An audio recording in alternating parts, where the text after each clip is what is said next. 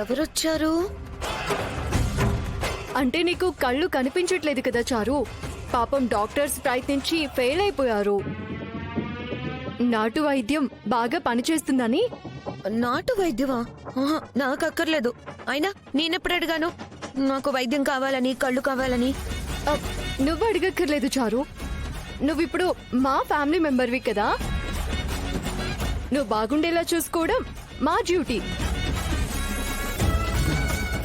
చారు, అవును, ఆ దేవుడు పంపించినట్టు ఆ స్వామీజీనే మన ఇల్లు వెతుక్కుంటూ వచ్చారు.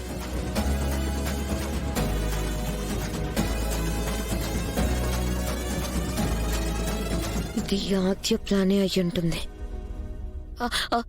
నేను ఇదిగో ఇలాంటి దొంగ బాబాల్ని నమ్మను.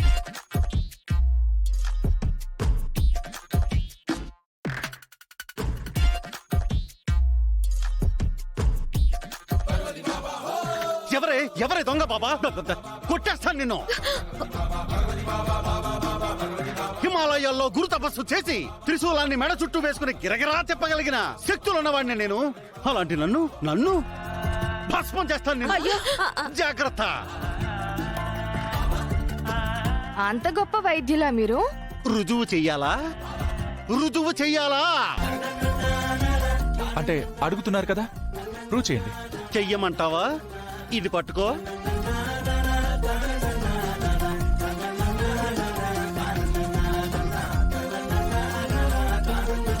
హర హర మహాదేవ శంభో శంకర బ్రహ్మహత్మి.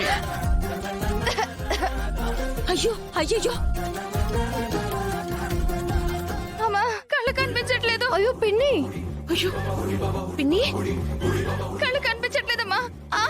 పార్వతి, అమ్మా అయ్యో కళ్ళు కనిపించట్లేదు. అమ్మా అమ్మా కళ్ళు కనిపించట్లేదు. అబ్బా చూశారా మా తపస్సు ప్రభావం? తనకి చూపు పోగొట్టేశాం. కళ్ళు తెప్పించయ్యానికి దండం పెడతాను. అరే బాలక, ఆ మరచెంబిటివు.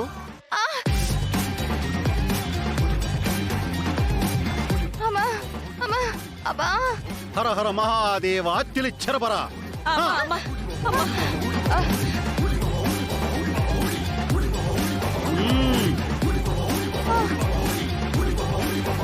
కనిపిస్తున్నాయా?